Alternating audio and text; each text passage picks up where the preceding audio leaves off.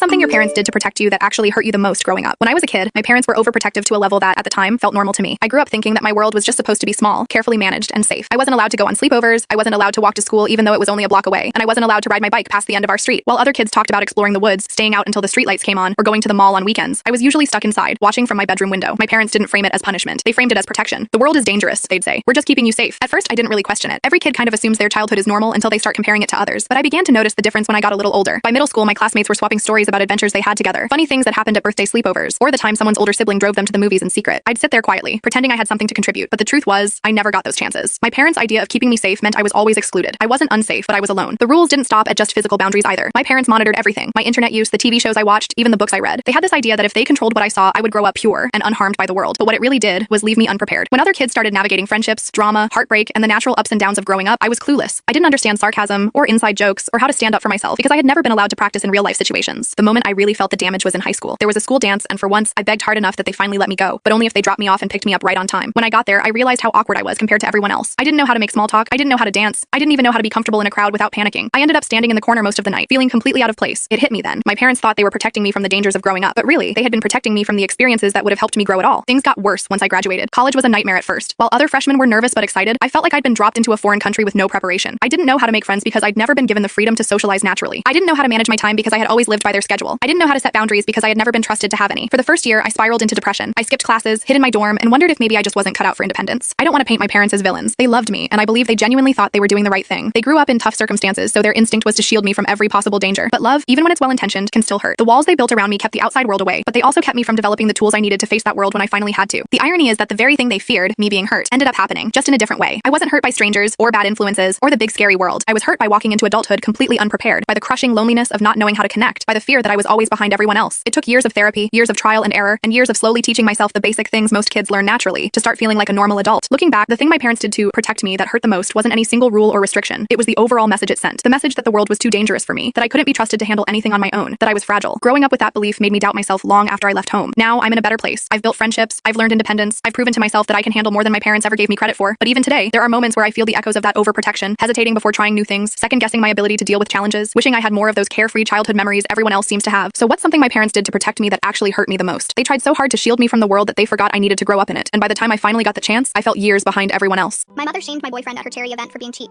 not knowing he had just donated $10,000. Ever since I was young, my mother has demanded I marry a rich man who's able to retire not only me, but her as well. Well, last year I met my boyfriend, and he comes from a very wealthy family. You'd assume my mother loved him, but you'd be wrong, because she has no idea that he's rich. You see, despite being a millionaire, my boyfriend works a 9 to 5 because he hates having money at his fingertips, and only accesses his wealth for big-time emergencies. He wears thrift store clothes, doesn't bother with grooming himself, and honestly looks closer to a homeless guy than a millionaire. Funnily enough, this is exactly why I love him. My mother, on the other hand, hates him. The first time she ever saw him, she pulled me aside to ask me why I was with this junkie. I told her it's because I loved him, but she scoffed, saying that our family can't have someone so low-class ruining our image. She pestered me to break up with him at first, but when she saw this didn't deter me, she changed tactics, thinking that if she just insulted him enough, he'd no longer find dating me worth it. She tried everything she could. She called him homeless in front of my whole family. She edited him out of every picture she took, and to this day she refuses to invite him for dinner because she won't cook for people like him. The entire time I kept asking him why he wasn't telling her who he really was, and he said it's because my mother has an ugly, black, and rotten heart. He said that if he told her the truth, she'd do nothing but demand for his money, and that would be worse than what he endures now. Fast forward to last weekend. My mother helps run a small charity that raises money for stray dogs, which sounds great, except she only does it for attention, and hasn't donated a dime in the last year. I know so because she's told me herself. The only thing she does is organize the events. Anyway, the event was at this extremely fancy hotel, and when my boyfriend and I showed up, I could see my mom get visibly frustrated. She walked over to him and started demanding he leaves. She started whisper yelling at us both, calling him a beggar and telling me I disgraced our family by bringing human waste to her event. She proceeded to call over the security guard, and he started leading us both out. I tried protesting, but my mom wouldn't listen, and told me that if I ever brought my hobo boyfriend to something like this ever again, she wouldn't hesitate to cut me off. Many heads turned towards us at that moment, and literally every single person told us to just go in peace and stop causing a scene. I was embarrassed as we were escorted out, and this was the first time in my relationship I saw my boyfriend get genuinely angry. I began apologizing to him, but he reassured me that none of this was my fault, before taking out his phone and making a call. A few minutes later, the same security guard came back out, and looking quite embarrassed asked us to come back in. When we did, the entire room was quiet and looking at my boyfriend, and my mom was beet red. Next thing I knew, my boyfriend was being called up to center stage to give a speech as the year's top donor. I had no idea what was happening until he started speaking. As it turns out, he had enough of my mom. So much so, in fact, that when we were escorted out, he called his accountant and told him to donate $10,000 right away. He knew this charity was small, so a donation this big would make waves instantly,